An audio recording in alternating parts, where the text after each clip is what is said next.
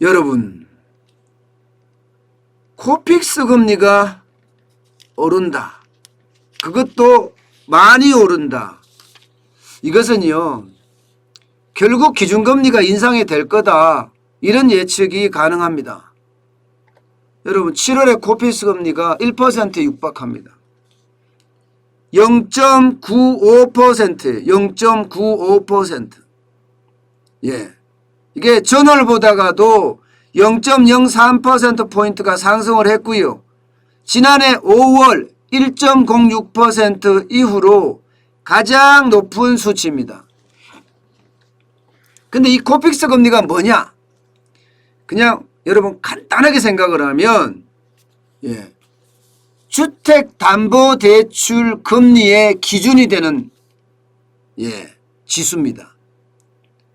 일반적으로 8개 은행의 정보를 종합해서 산출하는데요. 기본적으로는 자본 조달을 어떻게 하는지를 나타내는 비용 지수입니다.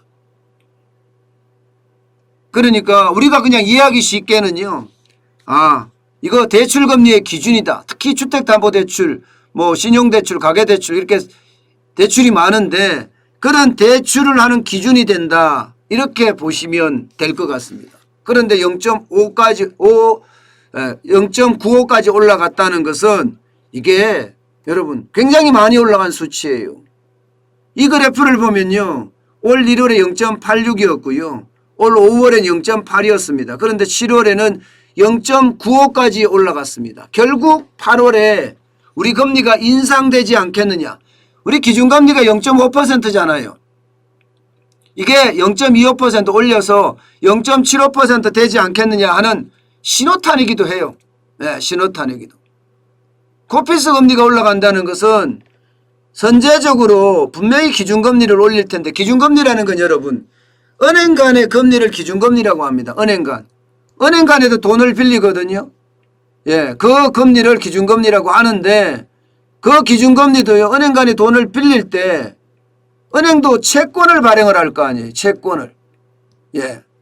은행도 채권을 발행해서 자금 조달을 한단 말입니다. 그러면 은행채 금리라는 게 있어요. 은행채 금리라는 게. 이 은행채 금리가 8개 은행이 은행채 금리를 조사할 때 그게 이제 코픽스 금리의 어떤 기준이 되는 건데 이렇게 계속 올라간다는 자체가 결국 말입니다. 금리를 올릴 수밖에 없는 그런 상황에 도달했다. 이렇게 이야기할 수 있습니다. 여러분 이렇게 되면요. 대출금리 여러분 엄청 올라갑니다. 이제는 4%대를 넘어설 수도 있습니다. 자 보세요 여러분. 지금 6월까지 금리예요. 6월까지 일반 신용대출이 3.75%고요. 가계대출이 2.92%고요. 그리고 주택담보대출이 2.74%입니다. 자 여기에서 우리가 볼 거는요. 금리가 오르는 이유 여러 가지가 있겠지만 말입니다. 이게 여러분 조달금리 자체가 올라요. 예적금 금리가 오르잖아요. 0.94로 올랐잖아요. 이렇게 오르다 보니까 조달금리 자체가 다 오르는 거예요. 은행채를 발행해서 채권을 발행해서 돈을 조달할 때도 오르고 예금과 적금을 받아서 다시 대출해야 되는데 이것도 금리가 오르니까 오르고 그러니까 기본적으로 조달금리가 오른다는 뜻이잖아요. 여기다가 기준금리까지 올린다고 쳐보세요. 그러면 말입니다. 지금 주담대라고 이야기하는 주택담보대출 2.74%잖아요. 그런데 지금 국민은행 같은 경우는요. 18일부터예요. 오늘이죠.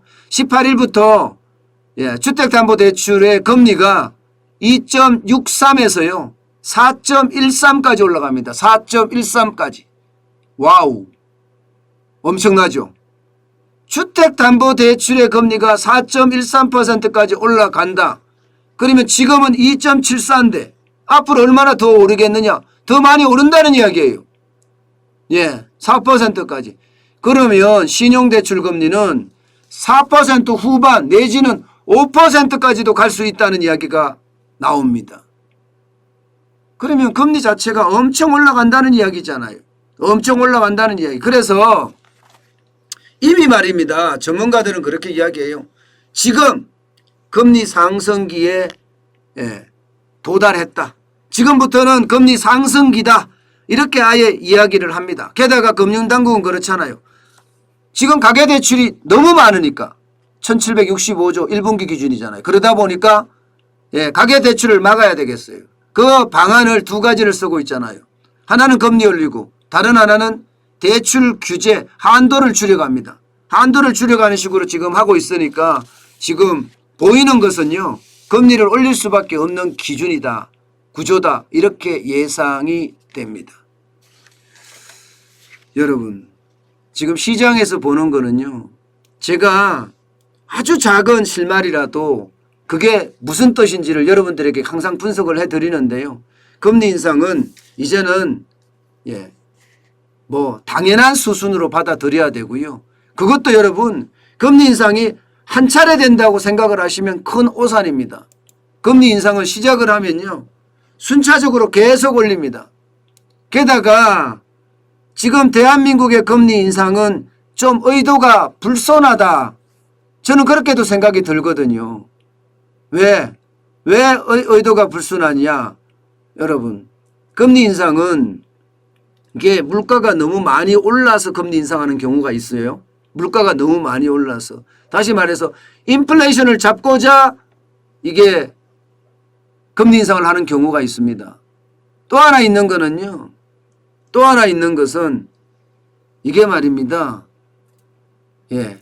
경제가 화랑일 때, 경제가 너무 과열됐다. 이럴 때 또 금리 인상을 하거든요. 그런데 지금 정부의 금리 인상은요.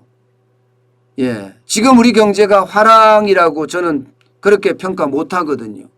물론 인플레이션에 대한 우려는 있습니다.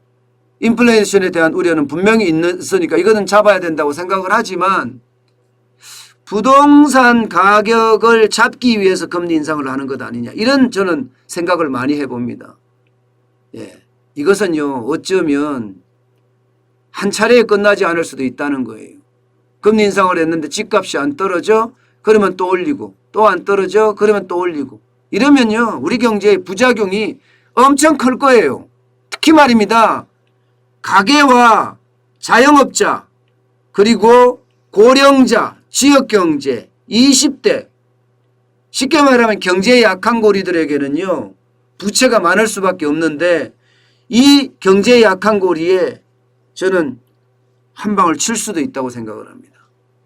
그래서 지금 저는 백척간두라는 말을 많이 쓰잖아요. 그 정도로 좀 두고 봐야 됩니다.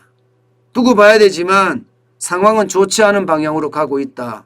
이렇게 저는 해석하고 있어요.